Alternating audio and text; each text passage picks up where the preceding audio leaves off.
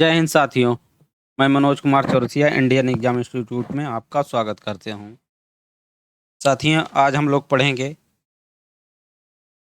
इतिहास की क्लास 6 की बुक का एनसीईआरटी की बुक कक्षा 6 की अध्याय 4 पढ़ेंगे।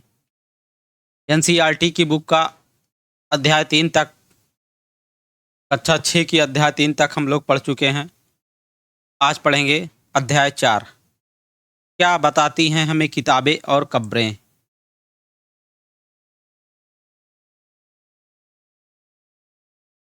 दुनिया के प्राचीनतम ग्रंथों में एक। तो साथियों, ये इसमें वैदिक काल की चर्चा होगी। दुनिया के प्राचीनतम ग्रंथों में एक। शायद तुमने वेदों के बारे में सुना होगा। वेद 4 हैं। वेद 4 हैं: ऋग्वेद, सामवेद, यजुर्वेद तथा अथर्ववेद। सबसे पुराना वेद है ऋग्वेद, जिसकी रचना लगभग 350 साल पहले।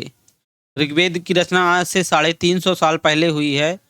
और टाइमलाइन की बात करें तो इसका 1500 ईसा पूर्व से 1500 ईसा पूर्व से 1000 ईसा पूर्व 1000 ईसा पूर्व के बीच में ऋग्वेद की रचना की गई है। वेद 4 हैं: ऋग्वेद, सामवेद, यजुर्वेद, अथर्ववेद। और सबसे पुराना वेद, सबसे प्राचीन वेद ऋग्वेद है, जिसकी रचना आज से लगभग 35 साल पहले अर्थात 1500 ईसा पूर्व से लेकर के 1000 ईसा पूर्व के बीच में की गई है। ऋग्वेद में 1000 से ज़्यादा प्रार्थनाएं हैं, जिन्हें सूक्त कहा जाता है। ऋग्वेद में जो 1000 से ज़्यादा प्रार्थनाएं हैं और इन प्रार्थनाओं को सूक्त कहा जाता है। सूक्त का मतलब है अच्छी तरह से बोला गया। ये विभिन्न देवी देवताओं की स्तुति में रचे गए हैं। इनमें से 3 देवता बहुत महत्वपूर्ण हैं। इसमें पहला है अग्नि, इंद्र तथा सोम। 3 देवता बहुत ही महत्वपूर्ण है, इसमें ऋग्वेद में बताया गया है। 3 देवताओं को महत्वपूर्ण बताया गया है। इसमें इंद्र, अग्नि और सोम है। अग्नि के देवता इंद्र, अग्नि आग के देवता हैं, इंद्र युद्ध के देवता हैं और सोम एक पौधा है। इस पौधे से, सोम पौधे से एक खास पेय पदार्थ बनाया जाता था। वैदिक प्रार्थनाओं की रचना ऋषियों ने की थी। वैदिक प्रार्थनाओं की रचना ऋषियों ने की थी। आचार्य विद्यार्थियों को इन्हें अक्षरों, शब्दों और वाक्यों में बांटकर सस्वर पाठ द्वारा कंठस्थ कराते थे। अधिकांश सूक्तों के रचयिता सीखने और सिखाने वाले पुरुष थे। कुछ प्रार्थनाओं की रचना महिलाओं ने भी की थी। अधिकांश सूक्तों की रचना और सीखने और सिखाने वाले पुरुष थे, लेकिन कुछ प्रार्थनाओं की रचना महिलाओं ने भी की थी। ऋग्वेद की भाषा प्राक संस्कृत या वैदिक संस्कृत कहलाती है। हम लोग स्कूल में जो पढ़ते हैं, संस्कृत पढ़ते हैं, उससे यह भाषा थोड़ी भिन्न है।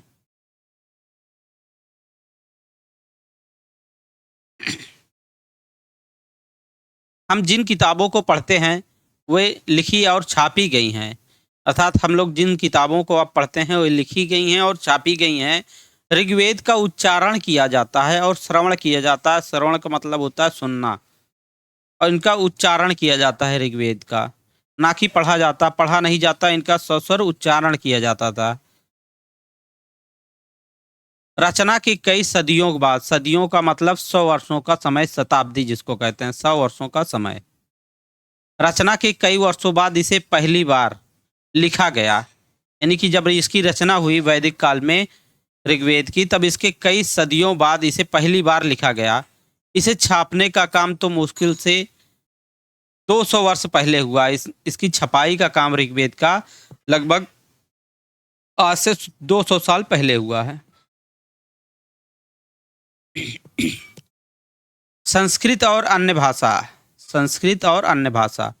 संस्कृत भाषा भारोपीय, भारोपीय का अर्थ है भारत और यूरोपीय देश को भारोपीय कहा जाता है। संस्कृत भाषा भारोपीय भाषा परिवार का हिस्सा है।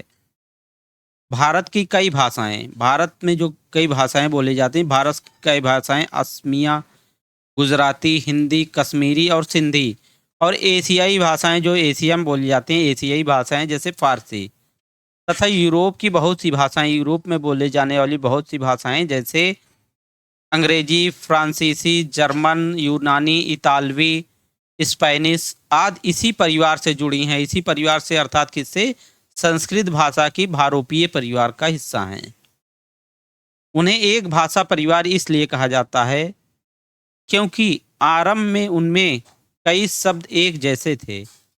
उदाहरण के लिए मातृ संस्कृत में मातृ कहा जाता है, हिंदी में माँ बोला जाता है और अंग्रेजी में मदर। इसमें माँ शब्द का माँ का उच्चारण लगभग तीनों भाषाओं में देखने को मिल रहा है। मातृ में माँ, हिंदी में माँ और मदर में भी माँ। इसीलिए इनको एक ही भाषा में रखा गया, भाषा परिवार में रखा गया। संस्कृत भाषा भारोपीय भाषा परिवार का ही ये हिस्सा है। उपमहाद्वीप में अर्थात भारतीय उपमहाद्वीप की बात हो रही है। उपमहाद्वीप में दूसरे भाषा परिवारों की भी भाषाएं बोली जाती हैं। उदाहरण के लिए पूर्वोत्तर, पूर्वोत्तर का मतलब उत्तरी पूर्व भाग, उत्तरी पूर्व भाग। उदाहरण के लिए पूर्वोत्तर प्रदेशों में तिब्बत परमा परिवार की भाषाएं बोली जाती हैं। तमिल, तेलुगु, कन्नड़ और मलयालम द्रविड़ भाषा परिवार की भाषाएं हैं। यानी कि ये तमिल, तेलुगु, कन्नड़ और मलयालम द्रविड़ भाषा परिवार की भाषाएं हैं। जबकि झारखंड और मध्य भारत के कई हिस्सों में बोली जाने वाली भाषाएं ऑस्ट्रो एशियाटिक परिवार से जुड़ी हैं। इतिहासकार ऋग्वेद का अध्ययन कैसे करते हैं? इतिहासकार पुरातत्ववेत्ताओं की तरह अतीत के बारे में जानकारी इकट्ठा करते हैं, लेकिन भौतिक अवशेषों के अलावा वे लिखित स्रोतों का भी उपयोग करते हैं। इतिहासकार पुरातत्ववेत्ताओं की तरह अतीत के बारे में जानकारी इकट्ठा करते हैं, लेकिन भौतिक अवशेषों के अलावा वे लिखित स्रोतों का भी, यानी कि जो लिखित में स्रोत उपलब्ध हैं उनका भी वो उपयोग करते हैं। चलो देखते हैं कि वे ऋग्वेद का अध्ययन कैसे करते हैं।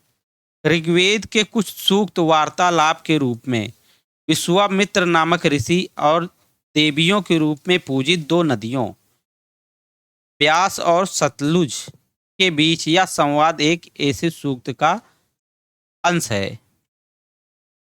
यहाँ पे एक सूक्त का अंश है जिसमें संवाद विश्वामित्र और दो नदियों का संवाद दर्शाया गया है। दो नदियां ऐसी नदियां हैं जिन्हें देवियों के रूप में पूजा गया है, और वो दो नदियां हैं ब्यास और सतलुज, और विश्वामित्र की वार्ता का संवाद है कुछ। विश्वामित्र और नदियों में ब्यास और सतलज है, ब्यास और सतलुज।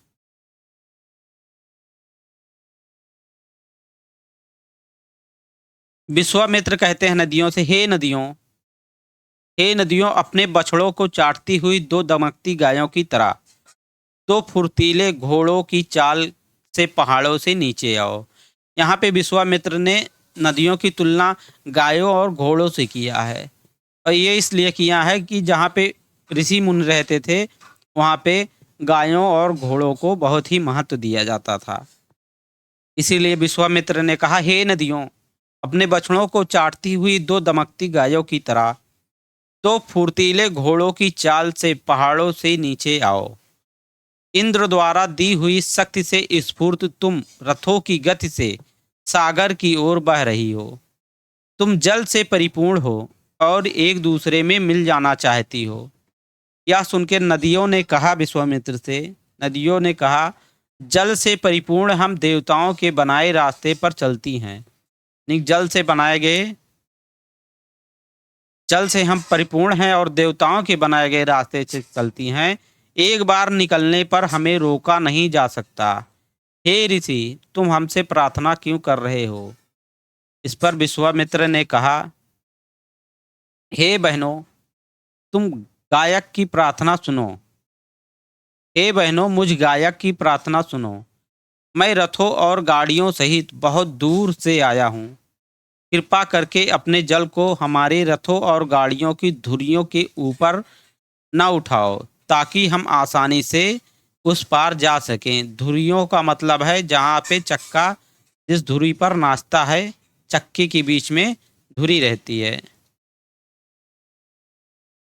ये चक्का है और यहाँ पे ये बीच में धुरी रहती है जिस पर चक्का नाचता है। विश्वामित्र ने कहा, इस धुरी के ऊपर आप अपना जल ऊपर मत उठाइए, जिससे हम आसानी से उस पार जा सकें। इस पर नदियों ने कहा, हम तुम्हारी प्रार्थना सुनेंगे, जिससे तुम सब सुरक्षित उस पार जा सको। इतिहासकार यह बताते हैं कि यह प्रार्थना उस क्षेत्र में रची गई होगी जहाँ ये नदियाँ बहती हैं, और ये नदियाँ कहाँ बहती हैं? उत्तर पश्चिम में, भारतीय उपमहाद्वीप के उत्तरी पश्चिमी क्षेत्र में बहती हैं ये नदियाँ। वे यह भी सुझाते हैं कि जिस समाज में ऋषि रहते थे वहाँ घोड़ों और गायों को बहुत महत्व दिया जाता था, इसीलिए नदियों की तुलना घोड़ों और गायों से की गई है। यानी कि जहाँ ऋषि रहते थे, जिस समाज में ऋषि रहते थे, वहाँ घोड़ों और गायों को बहुत महत्व दिया जाता था, इसीलिए नदियों की तुलना घोड़ों और गायों से की गई है।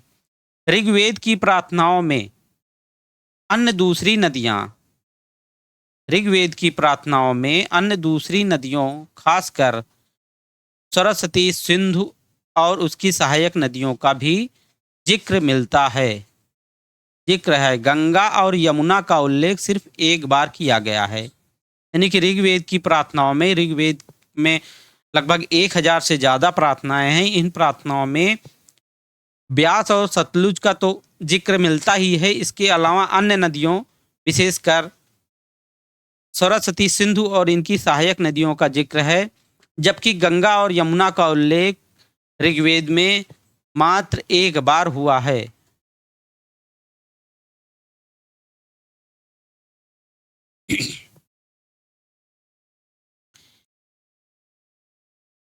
ये ऋग्वेद की एक पांडुलिपि है। ऋग्वेद की पांडुलिपि का एक पन्ना है जो भूर्ज वृक्ष की छाल पर लिखी यह पांडुलिपि कश्मीर में पाई गई है। ये एक चित्र है। भोज नामक पेड़ की छाल से भोजपत्र तैयार किया जाता था और उस पर हाथ से लिखा जाता था। हाथ से लिखी जाने के कारण उसे पांडुलिपि कहा जाता था। और ये ऋग्वेद की एक पांडुलिपि है जो कश्मीर में पाई गई है। लगभग 150 वर्ष पहले, आज से लगभग 150 वर्ष पहले ऋग्वेद की सबसे पहली बार छापने के लिए इसका उपयोग किया गया था। इसी पांडुलिपि को देखकर अंग्रेजी अनुवाद तैयार हुआ। यह पांडुलिपि पुणे, जो महाराष्ट्र राज्य में है, के एक पुस्तकालय में सुरक्षित है। यह पांडुलिपि पुणे, जो महाराष्ट्र राज्य में है, उसके एक पुस्तकालय में सुरक्षित रखी गई है।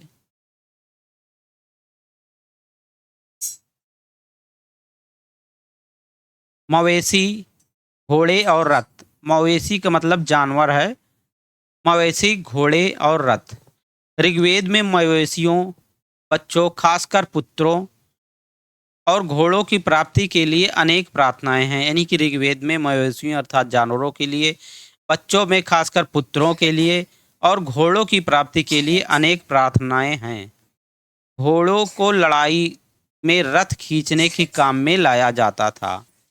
इन लड़ाइयों में मवेशी जीत कर लाए जाते थे। मवेशी अर्थात जानवर जीत कर लाए जाते थे इन लड़ाइयों में। वैदिक काल में लड़ाइयाँ वैसे जमीन के लिए भी लड़ी जाती थी, जहाँ अच्छे चारागाह हों या जहाँ पर जौ जैसी जल्दी तैयार होने वाली फसलों को उपजाया जा सकता हो। लड़ाइयाँ जो लड़ी जाती थी वैदिक काल में, जानवरों के लिए जीत कर लाने के लिए और ऐसे स्थान के लिए जहाँ पर जौ जैसी फसलों को उपजाया जा सके और अच्छे चारागाह जैसे स्थान हों जहाँ पर, उनके लिए लड़ाइयाँ लड़ी जाती थी जीतने के लिए। कुछ लड़ाइयाँ पानी के स्रोतों के लिए और लोगों को बंदी बनाने के लिए भी लड़ी जाती थी। युद्ध में जीते गए धन का कुछ भाग सरदार रख लेते थे। सरदार उस समय सेना के जो मुखिया रहते थे उनको सरदार कहते थे। तो युद्ध में जीते गए धन का कुछ भाग सरदार रख लेते थे अर्थात मुखिया रख लेते थे, तथा कुछ हिस्सा पुरोहितों का मतलब ब्राह्मण है, पुरोहितों का अर्थ, पुरोहित का अर्थ ब्राह्मण होता है, पुरोहितों को दे दिया जाता था। कुछ हिस्सा सरदार रख लेते थे लूट के धन का, जीते गए धन का, और कुछ पुरोहितों को दे दिया जाता था।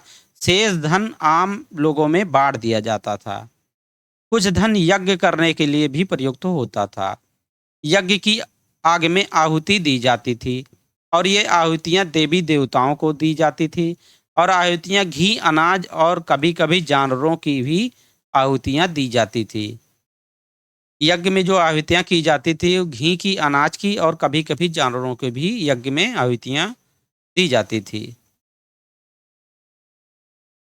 अधिकांश पुरुष इन युद्धों में भाग लेते थे। अधिकांश पुरुष इन युद्धों में भाग लेते थे, परंतु इनके पास कोई अस्थायी सेना नहीं होती थी। लेकिन लोग सभाओं में मिलते-जुलते थे और युद्ध व शांति के विषय में सलाह मशविरा करते थे। वहाँ ऐसे लोगों को अपना सरदार चुनते थे जो बहादुर और कुशल योद्धा हों। अर्थात ये लोग ऐसे लोगों को अपना सरदार या मुखिया चुनते थे जो बहादुर हों और एक कुशल योद्धा हों। लोगों की विशेषता बताने वाले शब्द। लोगों का वर्गीकरण काम, भाषा, परिवार या समुदाय, निवास स्थान या सांस्कृतिक परंपरा के आधार पर किया जाता रहा है। ऋग्वेद में लोगों की विशेषता बताने वाले कुछ शब्दों को देखो। ऐसे दो समूह जिनका वर्गीकरण काम के आधार पर किया गया है। पुरोहित, पहले शब्द है पुरोहित, जिन्हें कभी कभी ब्राह्मण कहा जाता था। पुरोहित का अर्थ ही ब्राह्मण होता है।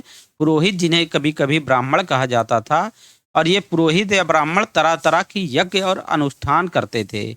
और दूसरे दूसरे समूह के शब्द थे, दूसरा समूह था, दूसरे लोग थे राजा। ये राजा वैसे नहीं थे जिनके बारे में हम लोग बाद में पढ़ेंगे। ये ना तो बड़ी राजधानियों और महलों में रहते थे, अर्थात ये राजा ना तो बड़ी राजधानियों और महलों में रहते थे, और ना इनके पास सेना थी, ना ही ये कर वसूलते थे। प्रायः राजा की मृत्यु के बाद उसका बेटा अपने आप शासक नहीं बन जाता था। यानी कि यहाँ पे जो बहादुर होता था और एक कुशल योद्धा होता था, इसके आधार पर राजा या मुखिया चुना जाता था या सरदार चुना जाता था। ना कि पारिवारिक होता था कि राजा का मर गया तो उसका बेटा शासक या राजा या सरदार नहीं बन जाता था, बल्कि उस समूह में जो बहादुर और योद्धा होता था उसे ही मुखिया या सरदार चुना जाता था।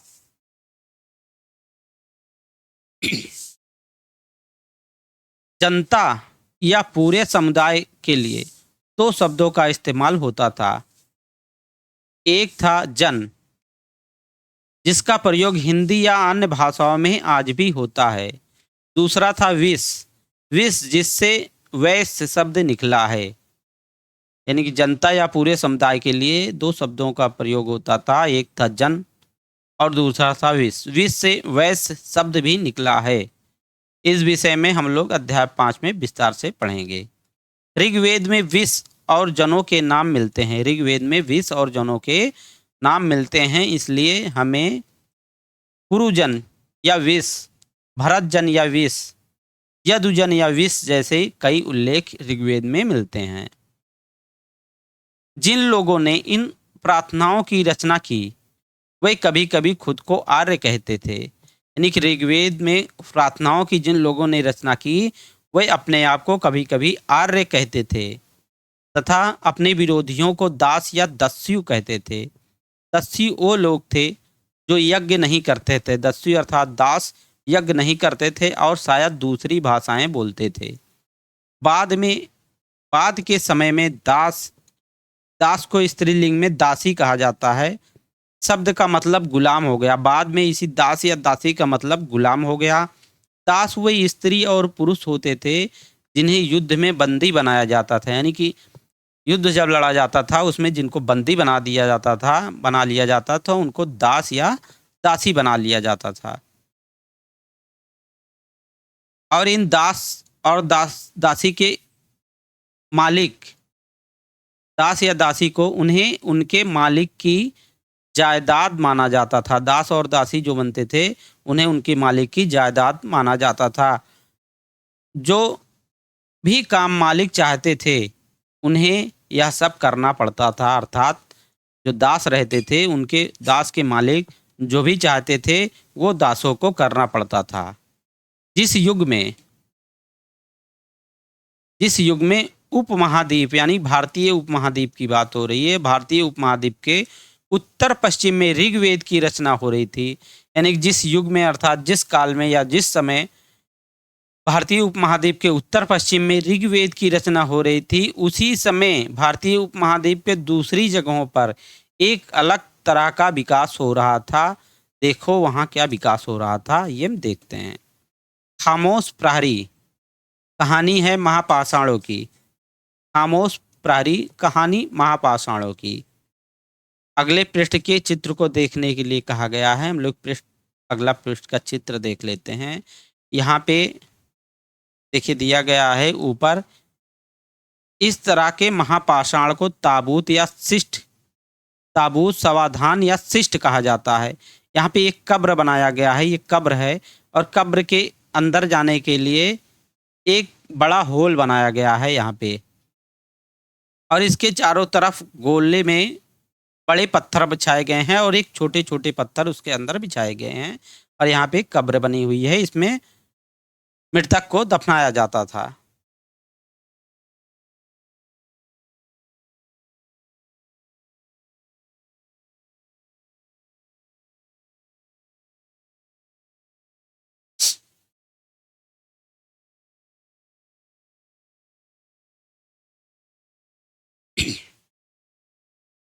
ये शिलाखंड महापाषाण, महा का अर्थ होता है बड़ा, पाषाण का अर्थ होता है पत्थर।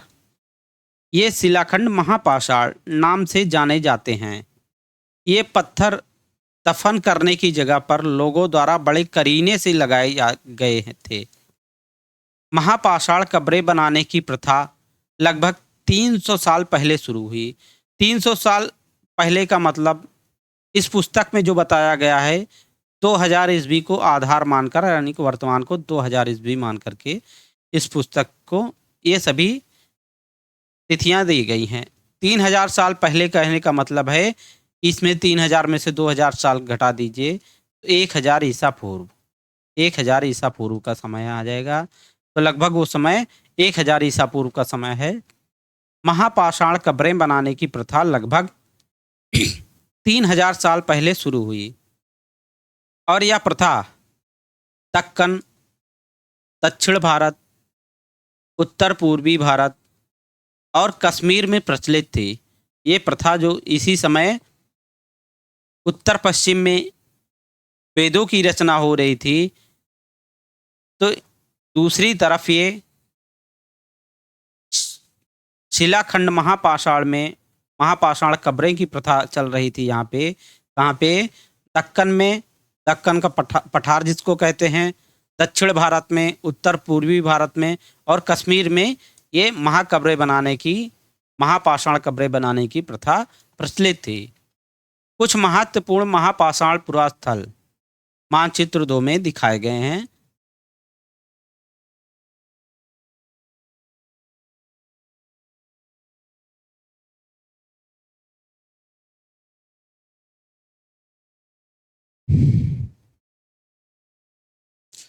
महापाषाणी पुरास्थल में चित्र में दिखाया गया है ब्रह्मगिरी है, एक ब्रह्मगिरी ही है, आदि चन्नलूर है। दो दक्षिण भारत में दिखाए गए हैं ब्रह्मगिरी और आदि चन्नलूर, दो महापाषाणिक स्थल दिखाए गए हैं चित्र 2 में। कुछ महापाषाणिक जमीन के ऊपर ही दिख जाते हैं, कुछ महापाषाण जमीन के ऊपर ही दिख जाते हैं, कुछ महापाषाण जमीन के भीतर भी होते हैं।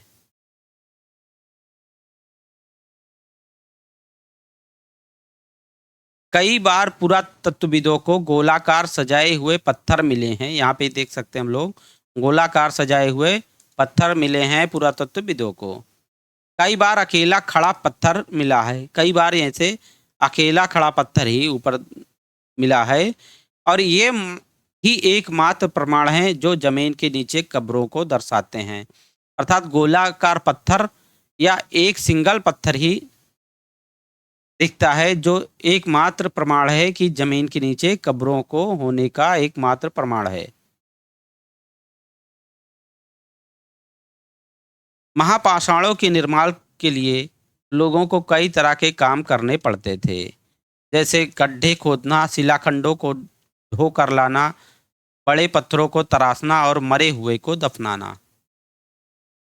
इन सब कब्रों में कुछ समानताएं हैं। सामान्यतः मृतकों को खास किस्म के मिट्टी के बर्तनों के साथ दफनाया जाता था, जिन्हें काले लाल मिट्टी के बर्तनों के नाम से जाना जाता है।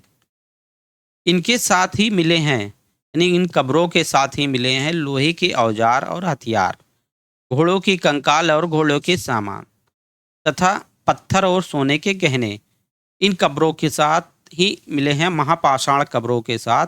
इसमें क्या किया जाता था, महापाषाण कब्रों में बड़े बड़े पत्थर पहले ये लगा दिए जाते थे यहाँ, और बीच में कब्र रहती थी, और इन कब्रों में जाने के लिए यहाँ पे एक रास्ता रहता था, बड़ा सा होल रहता था, जिन्हें पोर्ट होल भी कहा जाता था।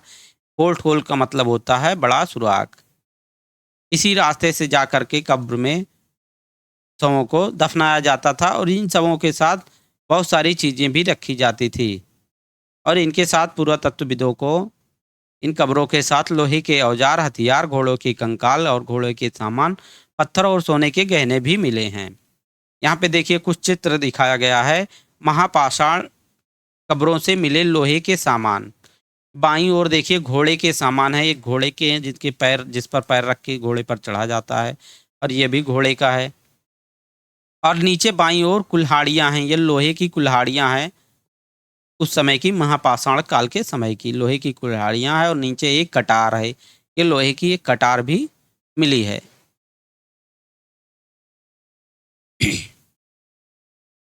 लोगों की सामाजिक असमानताओं के बारे में पता करना।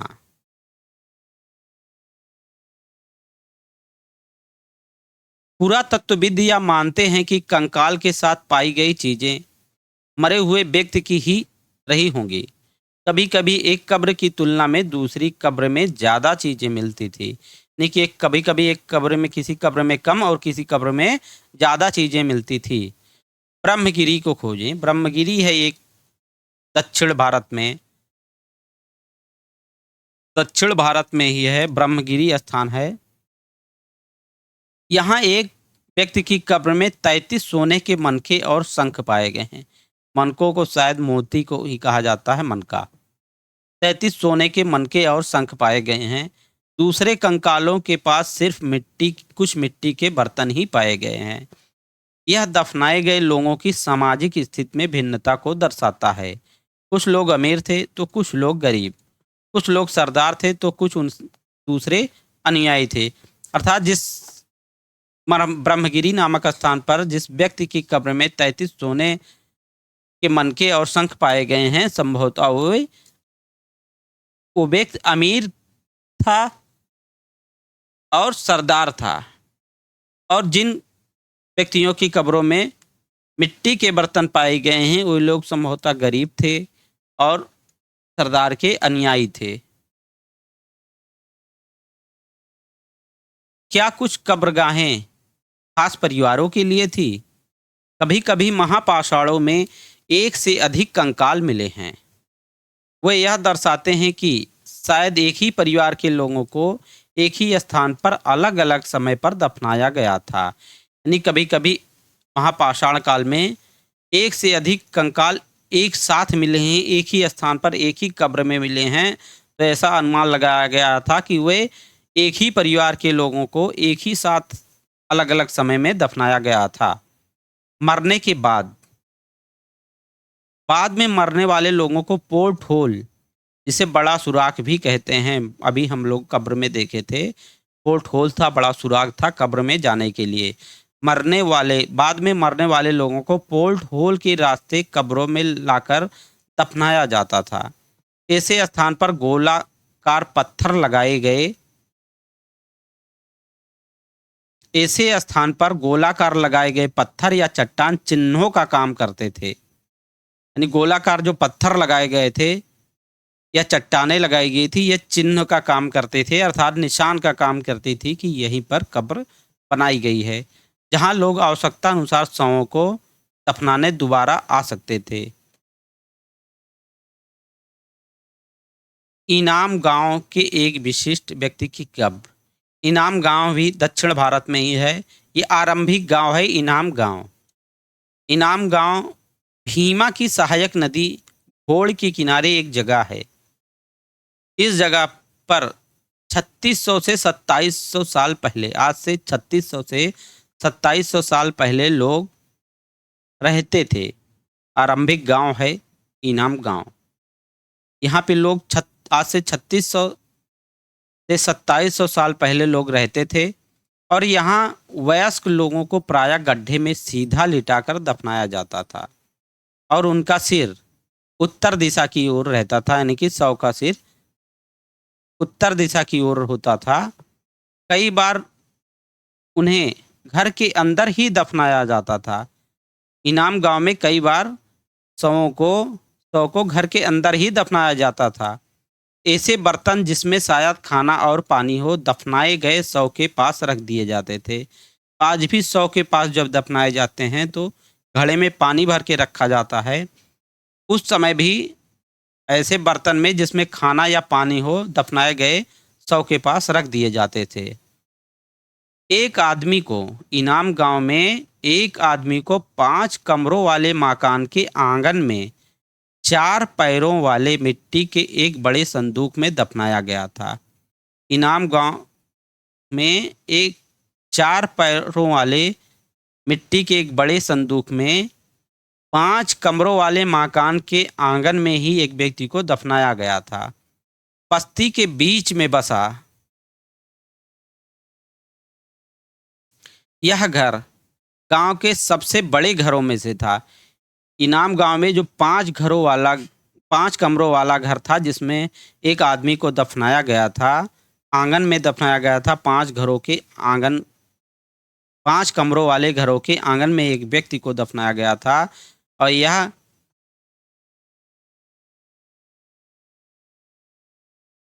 घर बस्ती के बीच में बसा।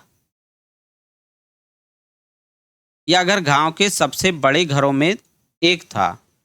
इस घर में एक अनाज का गोदाम भी था। 100 के पैर मुड़े हुए थे। 100 के पैर जो दफनाया गया था उसमें 100 के पैर, यानी कि लाश जो 100 था उसका पैर मुड़े हुए थे और इस घर में एक अनाज का गोदाम भी था। क्या बताते हैं हमें कंकालों के अध्ययन? छोटे आकार के आधार पर एक बच्चे के कंकाल को आसानी से पहचाना जा सकता है, लेकिन एक बच्चे और बच्ची के कंकाल के बीच कोई बड़ा फर्क नहीं होता। अर्थात कंकाल का छोटे आकार को देखकर हम लोग समझ सकते हैं कि ये किसी बच्चे का कंकाल है, लेकिन बच्चे का है कि बच्ची का है, इसमें खास फर्क नहीं होता है। इसलिए हम लोग पहचान नहीं सकते हैं कंकाल को देख करके। क्या हम पता लगा सकते हैं कि कंकाल किसी पुरुष का था या स्त्री का? कभी कभी लोग कंकाल के साथ मिले सामानों के आधार पर इसका अंदाजा लगाते हैं। उदाहरण के लिए, यदि कंकाल के साथ गहने मिलते हैं तो कई बार उसे महिला का कंकाल मान लिया जाता है, लेकिन ऐसी समझ के साथ समस्याएं हैं। अक्सर पुरुष भी आभूषण पहनते थे, यानी कुछ समय अक्सर पुरुष भी आभूषण पहनते थे, इसलिए ये समस्या है कि ये महिला का ही कंकाल हो। गहने मिलने पर, कंकाल के साथ गहने मिलने पर महिला का ही कंकाल हो, हमेशा ऐसा ही सत्य नहीं हो सकता। कंकाल का लिंग पहचानने का बेहतर तरीका उसकी अस्थियों की जांच है। क्योंकि महिलाएं बच्चे को जन्म देती हैं, इसलिए उनका कटी प्रदेश अर्थात कूल्हा पुरुषों से ज़्यादा बड़ा होता है। यानी कि एक कंकाल महिला का है या पुरुष का है, इसका अध्ययन करने के लिए सबसे अच्छा तरीका जो बताया गया है वह है अस्थियों की जांच। अस्थियों की जांच अर्थात हड्डियों की जांच। क्योंकि महिलाएं बच्चे को जन्म देती हैं, इसलिए उनका कटी प्रदेश या कूल्हा पुरुषों से ज़्यादा बड़ा होता है। यह समझ कंकालों के आधुनिक अध्ययन पर आधारित है, यानी कि आज के समय, आधुनिक मतलब आज के समय पर आधारित है। आज से लगभग 2000 साल पहले चरक नाम के प्रसिद्ध वैद्य हुए। आज से लगभग 2000 साल पहले अर्थात 1 ईस्वी के आसपास ही माना जा सकता है इसको। आज से लगभग 2000 साल पहले चरक नाम के प्रसिद्ध वैद्य हुए थे। उन्होंने चिकित्सा शास्त्र पर चरक संहिता नाम की पुस्तक लिखी। चरक संहिता किसने लिखा था? तो चरक नामक प्रसिद्ध वैद्य थे जो आज से 2000 साल पहले हुए थे। इन्होंने चरक संहिता नाम की किताब लिखी थी और वे चरक संहिता के आधार पर वे कहते हैं कि मनुष्य के शरीर में 360 अस्थियां होती हैं। चरक संहिता में बताया गया है कि मनुष्य के शरीर में 360 हड्डियां या अस्थियां होती हैं। यह आधुनिक शरीर रचना विज्ञान की 206 अस्थियों से काफ़ी ज़्यादा है, जबकि आज का जो हमारा शरीर विज्ञान है ये बताता है कि 206 हड्डियां होती हैं, जबकि चरक संहिता में बताया है कि 360 हड्डियां होती हैं। संभवतः चरक ने अपनी गिनती में दांत, अस्थियों के जोड़ और कार्टिलेज को जोड़कर यह संख्या बताई थी। यानी कि कहा जा रहा है चरक ने जो ज़्यादा संख्या बताई है, 206 के बदले 360 बताई है, तो ये कहा जा रहा है कि संभवतः चरक ने अपनी गिनती में दांत और हड्डियों के जोड़ और कार्टिलेज को जोड़कर यह संख्या बताई होगी। इनाम गांव के काम धंधे। इनाम गांव प्रारंभिक गांव था इनाम गांव। इनाम गांव के लोगों के काम धंधे। इनाम गांव में पुरातत्वविदों को गेहूं, जौ, चावल, दाल, बाजरा, मटर और तिल के बीज मिले हैं। इनाम गांव में पुरातत्वविदों को गेहूं, जौ, चावल, दाल, बाजरा, मटर और तिल के बीज मिले हैं। इसके साथ ही साथ इनाम गांव में कई जानवरों की हड्डियां भी मिली हैं। कई हड्डियों पर काटने के निशान से यह अंदाजा होता है कि लोग इन्हें खाते थे या खाते होंगे। गाय, बैल, भैंस, बकरी, भेड़, कुत्ता, घोड़ा, गधा, सुअर, सांभर, चितकबरा, हिरण, कृष्ण मृग, खरहा, नेवला, चिड़िया, घड़ियाल, कछुआ, केकड़ा और मछली की हड्डियां भी पाई गई हैं। कहाँ? इनाम गांव में। इसे साक्ष्य मिले हैं कि बेर, आंवला, जामुन, खजूर और कई तरह की रसभरियां एकत्र की जाती थी इनाम गांव में।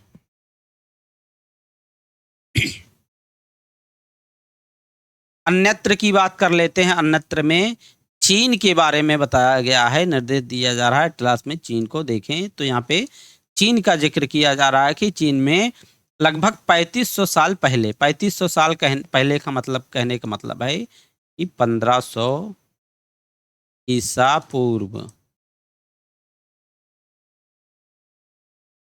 लगभग चीन में आज से लगभग 3500 साल पहले हम यहाँ के लेखन कला के सबसे पुराने उदाहरण पाते हैं। एक चीन की लेखन कला का चित्र भी यहाँ दिया गया है। यह जानवरों की हड्डियों पर लिखा गया था।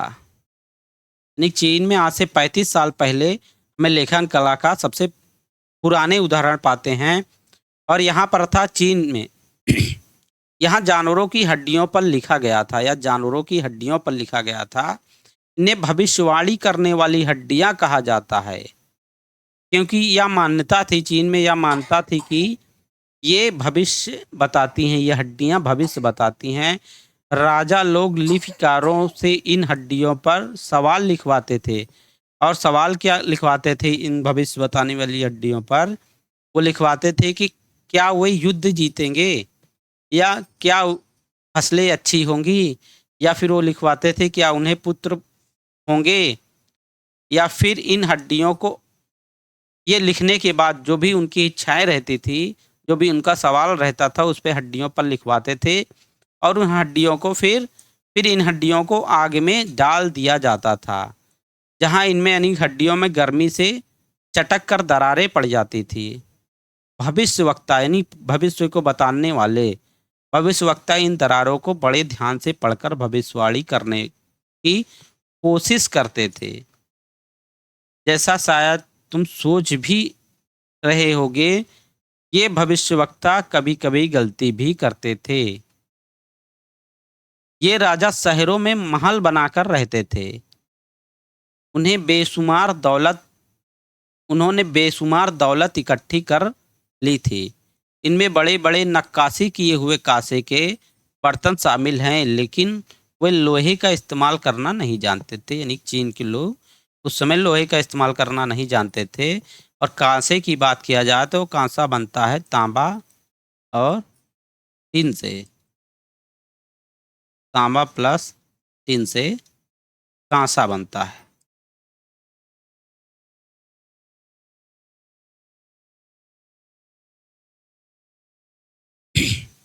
कुछ महत्वपूर्ण तिथियां दिया गया है। वेदों की रचना का प्रारंभ लगभग आज से 3500 साल पहले अर्थात 1500 ईसा पूर्व 1500 ईसा पूर्व से वेदों की रचना का प्रारंभ हुआ और वैदिक काल में ही हुआ। वैदिक काल हम लोग जानते हैं 1500 ईसा पूर्व से लेकर के 600 ईसा पूर्व तक का समय वैदिक काल कहा जाता है। महापाषाणों के निर्माण की शुरुआत की बात करें तो आज से लगभग 3000 साल पहले महापाषाणों के निर्माण की शुरुआत हुई। 3000 साल पहले अर्थात 1000 ईसा पूर्व। जो भी यहाँ पे साल जो दिए गए हैं इनमें 2000 घटा देंगे। इनाम गांव में कृषकों का निवास। इनाम गांव के कृषकों का निवास की बात करें तो आज से लगभग 3600 से 2700 साल पहले 3600 अर्थात 1600 ईसा पूर्व से 700 ईसा पूर्व के बीच में इनाम गांव में कृषकों का निवास था। चरक की बात करें, चरक लगभग आज से 2000 साल पहले 2000 साल पहले अर्थात 1 ईस्वी के आसपास मान लीजिए चरक नामक वैद्य हुए थे 1 ईस्वी के आसपास और आज से लगभग 2000 साल पहले। तो सुमेल करने के लिए दिया गया है तो सूक्त। सूक्त क्या होते थे हम लोग पढ़े हैं, अच्छी तरह से बोला जाता था। सूक्त को अच्छी तरह से बोला गया सूक्त कहा जाता था। रथ क्या होते थे, रथ जो है युद्ध में प्रयोग किया जाता था। यज्ञ क्या होता था, यज्ञ जो है अनुष्ठान किए जाते थे यज्ञ से। दास किसे कहते हैं, दासों को गुलाम कहते थे। महापाषाण क्या थे, सजाए गए पत्थर। इसी के साथ साथियों इस वीडियो में यहीं तक मिलते हैं नेक्स्ट वीडियो में। तब तक के लिए जय हिंद, नमस्कार, वंदे मातरम।